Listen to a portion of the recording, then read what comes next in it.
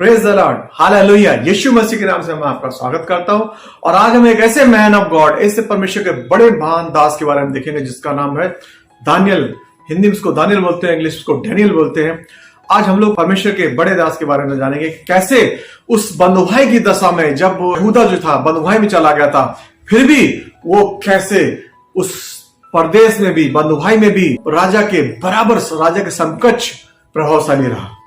आइए, अपनी परेशानियों में, अपनी गड़बड़ियों में दबे हुए रहने पर भी परमेश्वर का वचन सिखाता है कि कैसे हम परमेश्वर में जय में चल सकते हैं। आज हम वही देखेंगे। अगर आप हारे हैं, अगर आप निराश हैं, आपको लग रहा है कि अरे कुछ नहीं होगा, तो ये वचन आपके लिए। दानियल के पहले अध्याय की 8वें में लिखा है, परंतु दानियल ने अपने मन में ठान लिया कि वह राजा का भोजन खाकर और उसके पीने का दाखमधु पीकर अपवित्र न हो, इसलिए उसने खोजों के प्रधान से विनती की कि उसे अपवित्र ना होना पड़े। मसीह जीवन दो चीजों पर आधारित है। एक है मसीह पर विश्वास पूरे मन से, और बैरी शैतान जो लूसीफर है उससे हमारा आत्मिक युद्ध, जिसका वर्णन अफिसियों की 6 अध्याय की 12वीं लाइन में है। तो ये जो दुनिया के जो है, हम जहां रह रहे हैं वहां पर हम एक न्यूट्रल जैसे मैं न्यूट्रल होकर के नहीं रह सकते। शुरुआती मैं अपने मसीह जीवन में बताना चाहूंगा, अपनी छोटी सी गवाही बताना चाहूंगा। उस समय क्या था कि मैं जब नया बिलीवर था, नया विश्वासी था, मैं बाइबल डेली पढ़ता था। जो गवाहियां सुनता था चर्च में आकर के, मैं देखता था वहां पर लोग बोलते कि शैतान ने मेरे को ऐसे परेशान किया, मैं प्रार्थना में था, शैतान ने ऐसे परेशान किया। तो मेरे दिमाग में एक स्ट्रांग होल्ड हो गया था कि मसीह में यदि, और ये किसने डाला था, बैरी डाला शुरुआती दिनों में, कि अगर तुम मसीह में खूब चलोगे, खूब प्रार्थना करोगे, बाइबल पढ़ोगे, तो शैतान तुमको परेशान करेगा, क्योंकि तुम उसके लिए थ्रेट हो गए, उसके लिए तुम चुनौती हो गए। यदि तुम नॉर्मल रहोगे, ठंडे रहोगे, तो शैतान तुमको परेशान नहीं करेगा। लेकिन अगर आप ऐसा सोच रहे हैं तो मैं आपको बताना चाहूंगा कि हम जैवन से भी बढ़ के यीशु मसीह में, जो हमारे अंदर यीशु मसीह हमारे अंदर है, वो बाहर यानी कि दुनिया के सरदार शैतान से बड़ा है। मैं आपको बताना चाहूंगा कि अगर आप ऐसा सोच रहे तो गलत है, क्योंकि शैतान किसी का सगा नहीं है, वो आपको फिर भी परेशान करेगा। याकूब की पत्री 4 अध्याय की 6 लाइन लिखा है कि परमेश्वर के अधीन हो जाओ और शैतान का सामना करो, तुम्हारे पास से भाग जाएगा। यानी कि जिस दिन से आप मसीह में आते हैं उस दिन से आपको खोलते हुए रहना है, परमेश्वर के वचन में पढ़ना है और आत्मा से भरे रहना है। तो यार दानियल जो था, अगर आप मसीह से आज से 2600 साल पहले जो था, यहूदा जो राज था, उसकी जो कैपिटल थी यरूशलेम थी, वो कैप्टिविटी में चले जाते हैं। जब उस समय राजा जो था सिदकिय्याह राजा था, और उसमें दानियल भी जाता है और उसके 3 दोस्त भी जाते हैं, शद्रक, मेशक, अबेदनगो, और एजकेल भी जाता है। ये सब लोग जो है कैप्टिविटी में, बंधुआई में चले जाते हैं, लेकिन कोई दोष नहीं होता है। लेकिन क्या होता है कि गेहूं के साथ घुन भी पिसता है, जैसे आपने हिंदी में कहावत सुनी होगी। तो ये लोग भी साथ में जाते हैं बंधुआई में। लेकिन देखो, मैं बताना चाहूंगा कि उस बंधुआई की दशा में परमेश्वर इनको हमेशा राजा के समकक्ष, राजा आए चले गए, उनकी महिमा चली गई, लेकिन दानियल वहां पर प्रधानमंत्री बना रहा। दानियल की चलती थी। बेबीलोन का राजा नेबूकदनेस्सर जो लेके चला गया था, वो भी दानियल को ऊंचे पद पर रखता। उसके बाद मादा फारसी आते, वो भी दानियल को ऊंचे पद पर रखते हैं। तो उसका रीजन क्या है? अब देखिए, परमेश्वर का राज और शैतान का राज में अंतर क्या है? अंधकार का अंतर है, प्रकाश का अंतर है। परमेश्वर का राज जो है प्रकाश है, और शैतान का जो राज है वो अंधकार का है। सिंपल सी बात है, साइंस भी बोलती है कि यदि प्रकाश हट जाए तो उस एब्सेंस ऑफ लाइट, प्रकाश के ना होने को हम लोग अंधेरा बोलते हैं। यानी कि जहां मसीह जीवन नहीं है वहां अंधेरा है, जहां मसीह का प्रकाश नहीं वहां अंधेरा है। कोलोसियन के पहले अध्याय की 13वीं लाइन में लिखा कि बाइबल बताती है कि यीशु मसीह हमको अंधकार से लेकर के प्रकाश में लेके आते हैं। यानी कि जो भी हमारे पुराने काम थे, जो हम गड़बड़ी में थे, हमारा सड़ाहट में जीवन था, जो गलत काम करते थे, या जैसे कोई व्यसन करता है, एडल्टरी करता है, व्यभिचार करता है, या दुनिया के सारे गलत काम करता है, उनको हमारे अंधकार की तुलना में बाइबल बताती है। क्योंकि और यीशु मसीह उन सबको हमको निकाल करके, कीचड़ से निकाल करके प्रकाश में लाता है, जबकि शैतान को पसंद नहीं करता। जैसे आपने देखा होगा कि जो गैंग होते हैं, जो को चोरों का, या आपने देखा होगा वहां पर अगर वो अपने दल को, अपने ग्रुप को छोड़ देते हैं, तो जो गैंग वाले उसके पीछे पड़ जाते हैं। वैसे ही आत्मिक जगत में भी ऐसा होता है कि जो शैतान, उसके हेंचमैन है, शैतानों के गिराए सरदूत है, जो अगर आप मसीह में आते हैं, अपना पुराना जीवन छोड़ करके मसीह में पूरते हैं पूरी तरीके से, तो आपको प्रभावित करना चाहते हैं, आपके विचारों में वो खलल डालना चाहते हैं। परमेश्वर के जो वचन आप पढ़ते हैं उन पर वो बोलना चाहते हैं। वो बोलते हैं कि क्या ऐसा सच है, क्या यीशु ने ऐसा कहा, ये क्या होगा तुम्हारे जीवन में, ऐसा करके आपके जो वचन, जो परमेश्वर के आप बाइबल से पढ़ते हैं, या आप चर्च में सुनते हैं, या ऑनलाइन सुनते हैं, उनको, उस वचन को जो परमेश्वर आपके अंदर डालता है, उसको बैरी क्या होता है, शैतान क्या होता है, उसको चुनने चुनने लगता है, उसको ले जाता है। इस तरीके से शैतान चाहता है कि परमेश्वर का राज जो तुम्हारे अंदर बढ़ना है। परमेश्वर राज क्या है? परमेश्वर राज मतलब आपके अंदर परमेश्वर का राज बढ़ता है। यानी कि जब आप परमेश्वर में आते हैं तो आपके अंदर परमेश्वर का राज आता है। परमेश्वर का राज जब बढ़ता है तो आपके द्वारा जो जीवन जल की नदियां हैं, जहां सूखा पड़ा दुनिया में, वहां जीवन जल का नदियां बहने लगती है। यानी कि आपका जीवन आशीषित हो जाता है और आपके द्वारा दूसरों का जीवन आशीषित हो जाता है। वो शैतान को पसंद नहीं है, शैतान नहीं चाहता। शैतान चाहता है उसमें खलल डाले, विचारों में, आपके दिमाग में खलल डाले और परमेश्वर के वचन को, जैसा उसने उत्पत्ति के 3 अध्याय की पहली लाइन में कहा, क्या ईव से बोलता है, हवा से बोलता है, क्या परमेश्वर ने ऐसा कहा है? मतलब उसको डाउट डालता है कि परमेश्वर ने ऐसा नहीं कहा है। तुम अगर फल खा लोगे तो तुम मरोगे नहीं, यानी कि परमेश्वर की आज्ञा नहीं मानोगे तो तुम जिंदा रहोगे। फिलिपियन अध्याय के 4 लाइन के 19 में लिखा कि यीशु मसीह हमारी हर कमी घटी को पूरा करेगा। तो बोलेगा, अरे कहां कमी घटी तुम्हारी पूरी हुई? तुम तो अभी भी क्या अभी गरीब हो, तुम्हारे ऊपर कर्जा है। और अगर बोलोगे मैं मसीह में, जैसे हम जय के उत्सव में चलेंगे, बोले कहां जय के उत्सव में चल रहे हो? तुम तो डिप्रेशन है, तुम्हारे तो परिवारों में तनाव है। इस तरीके से परमेश्वर का जो वचन है, जो आपको, अगर मैं परमेश्वर का वचन आप सुन रहे हैं तो अगर आपको अंदर उत्तेजना आ रही है, जैसे, क्योंकि उत्तेजना क्या है? परमेश्वर का वचन आत्मा, जो आत्मा को टच करता है, जब आत्मा को छूता है तो परमेश्वर के वचन से आपके अंदर खुलाहट आती है, वो गर्मी आती है। वो गर्मी खुलाहट क्या है? वो पवित्र आत्मा का आपके अंदर सामर्थ भरने लगता है, परमेश्वर का वचन भरता है। वो शैतान को पसंद नहीं है। यानी कि शैतान क्या है? शैतान ऐसे 2 सींग निकाल करके, बड़े दांत करके ऐसा नहीं आता है। वो एक स्वर्गदूत, गिराया हुआ स्वर्गदूत है जो बहुत ही सुंदर है।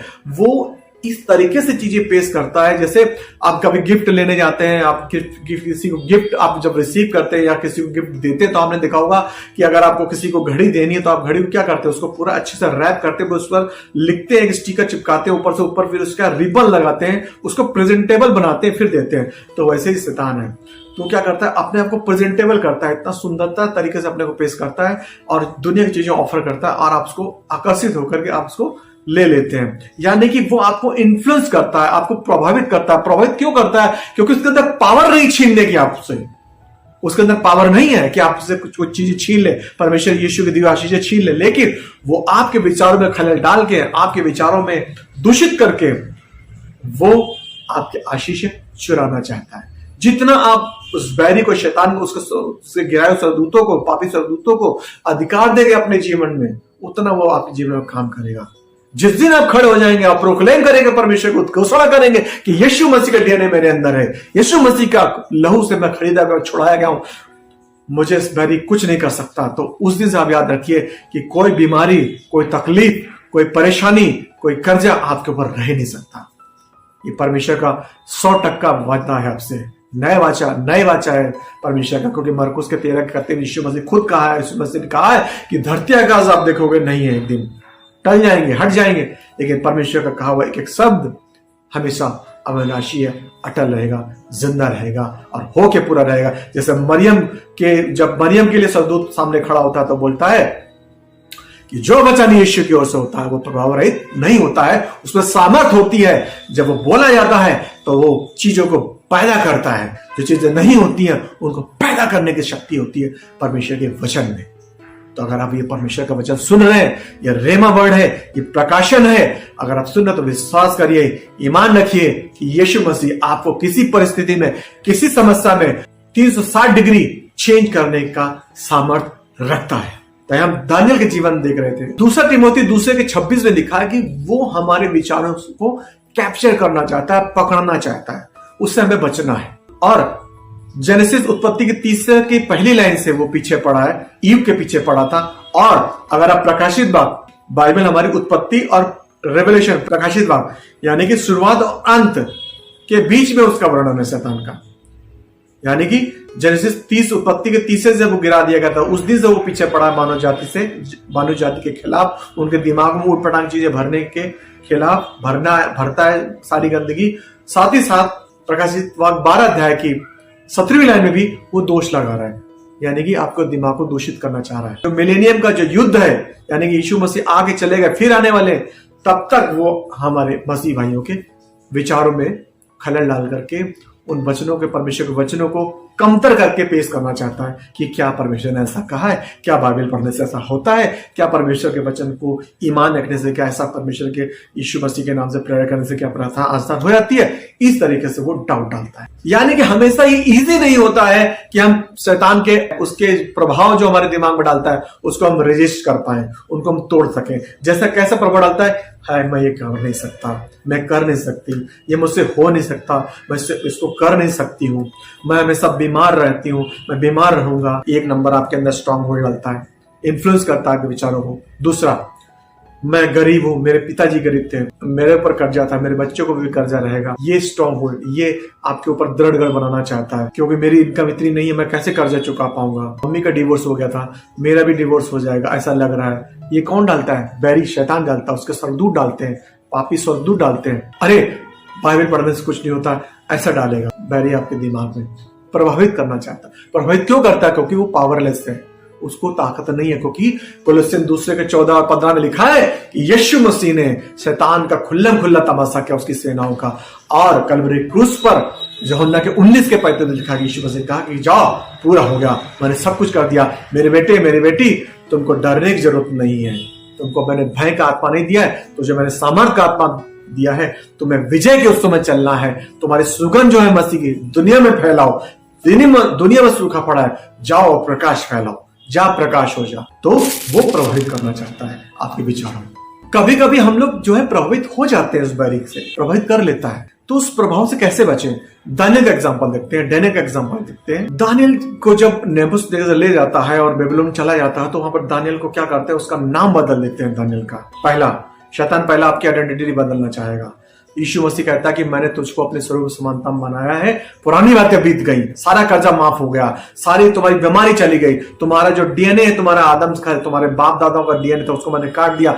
अब परमेश्वर यीशु का डीएनए तुम्हारे अंदर है, तुम जय के उत्सव में चलने वाले हो। उस पहचान को वो बदलना चाहता है शैतान। नंबर 1, क्यों? क्योंकि हम यीशु के बेटे बेटियां हैं। वो डाउट डाल करके हमको यीशु के बेटे बेटियां, यीशु के संत ना होने का डाउट डालता है। क्या हम यीशु मसीह हमारे जीवन में काम कर रहा है कि नहीं? क्या यीशु मसीह हमारी प्रार्थना सुनता भी? क्या हमारी प्रार्थना छत से टकरा के वापस आ जाती है? क्या रेलियो सुनता है?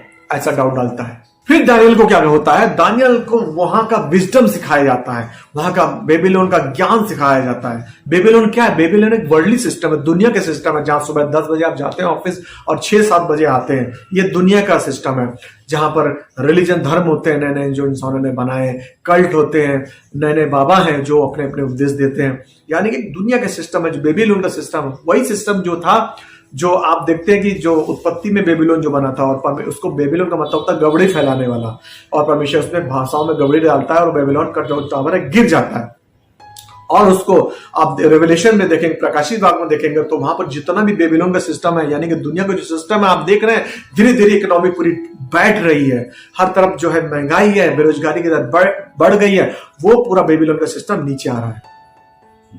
और साथ ही साथ वो जो इंसानों के बनाए जो थे, इंसानों ने जो मजहब बनाए थे, वो भी जो हार्लोट जो दिखाई है, जो एक व्यभिचारी स्त्री दिखाई गई है, वो भी गिरा दी जाती है। यानी कि इंसानों को बनाया हुआ धर्म और इंसानों को बनाया हुआ जो फाइनेंशियल सिस्टम है पूरा क्रैश होने पे, और उसको कौन रिप्लेस करेगा? हमारा जीवित परमेश्वर यीशु मसीह जब दूसरी बार आगमन पे। वो बेबीलोन का यानी कि दुनिया का सिस्टम का ज्ञान आपको सिखाना चाहता है, यानी कि दुनिया की स्कीमिंग है, दुनिया की जो चीजें हैं वो उसको सिखाना चाहता है। यानी कि जो उसके अंदर वचन था, बाइबल थी, जो दानियल ने जो तोरा पढ़े थे, उनको वो हटा करके वो क्या कर रहा था? बेबीलोन के, यानी कि उनको जो नक्षत्रों के बारे में, जो ग्रह के बारे में थे, वो लोग बहुत ही ज्ञानी थे बेबीलोन का। जो आप पढ़ेंगे उनको, उसमें अगर हिस्ट्री में देखेंगे तो उन लोगों का बहुत ही ज्यादा वो लोग कैलकुलेशन करते थे स्टार का, और सबको नॉलेज थी ग्रह नक्षत्रों की। तो वही जो नॉलेज जो है राजसी परिवार से दानियल था, उसको सिखाना चाह रहे थे। यानी कि जो परमेश्वर की चीजें वो उसको खाली करना चाह रहे थे।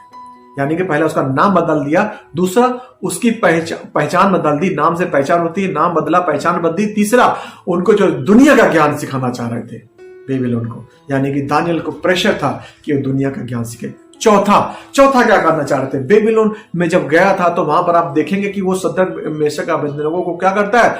वो जब मूर्ति बनाता है और जब उसका जब ड्रम बीट होती है तो उसमें आज्ञा दी जाती थी कि जो उसको अगर नहीं सजदा करेगा इस मूर्ति को, तो उसको क्या करेंगे? जलते हुए भट्टी पे उसको डाल देने की आज्ञा दी जाती है। यानी कि उतना क्रूर राजा था नबूकदनेस्सर। तो यानी कि दानियल को पता थी कि, और यहाँ पर क्या दानियल को चौथा क्या उसको लालच दिया जा रहा है कि उनका खाना पीना भी दिया जा रहा है, दुनिया के खाना पीना। अब आप देखेंगे तो जो अगर यहूदी परंपरा में देखेंगे तो उनके कई जो खाने हैं वो जंटाइल जो से अन्य जाति वो उनको अलाउ नहीं होता है। वहां पर दारू थी और जो है पोर्क है, जो सुअर का गोश्त है, वो सब परोसा जाता था राजा के टेबल में, वो उसको खाने को मना करता है। जैसा कि दानियल के पहले अध्याय की 8वीं लाइन देखते हैं कि दानियल बोलता है, Daniel resolved not to defile himself by the food, यानी दानियल ने ठान लिया कि मैं खाना बेबीलोन का नहीं खाऊंगा, राजसी खाना नहीं खाऊंगा, क्योंकि पता राजा क्रूर है। अगर आप राजा की आज्ञा निकलती कि खाना है, तो अगर नहीं खाते तो उसको मार देने की उसको पावर होती है। लेकिन दानियल खड़ा रहता है परमेश्वर के वचनों पे, यानी कि बंधुभाई की दिशा में भी है, बंधुभाई में है, कैप्टिविटी में है, फिर भी वो उसका विरोध करता है। क्यों? वो खाना जो था सही नहीं था। आज का लोग तो हमने देखा है कि परमेश्वर के लोग भी जो है ऐसा सा खाना खाते हैं और उसको बोलते हैं कि यीशु मसीह ने नए नियम में कहा कि प्रेयर करो, खा लो, पूछो मत। हालेलुया। और यहां पर उसको परोसा जा रहा है, फिर भी वो अपनी आइडेंटिटी, वो अपनी पहचान बनाए रखने के लिए दृढ़ है बेबीलोन की दिशा में, बंधुभाई की दिशा में। आप देखेंगे जब वो दानियल इस चीज का निर्णय लेता है, ठान लेता है, तो दानियल एक जब निर्णय लेता है तो आपको पता है कि 3 दोस्त सद्रक, मेशक और अबेदनगो उसके साथ खड़े होते हैं। दानियल के 3रे अध्याय में जब दानियल को प्रांत का अधिकारी बना दिया जाता है, तो प्रांत का अधिकारी के काम होने में दानियल चला जाता है, तो वहां पर उसको 3 दोस्त, उनके अंदर पावर कहां से आई? दानियल खड़ा होता है। दानियल की ओर देख करके वो तीनों दोस्त खड़े होते हैं। तो आज हमको दानियल बनने की जरूरत है। आज के समय में उससे वही समय चल रहा है। अगर आप विश्वास में खड़े होते हैं, अगर आप परमेश्वर के वचन में खड़े होते हैं और ठान लेते हैं कि मैं अपनी पहचान नहीं बदलूंगा, मैं अपना नाम जो है दुनिया जो दे रही उस पर नहीं चलूंगा, अगर परमेश्वर ने मुझे बेटा बेटी बनाया, चाहे कितना भी लालच आए, मैं बैरी के नाम नहीं लूंगा, या मैं दुनिया की चीजें जो परोसी जाती हैं मैं उनको नहीं खाऊंगा।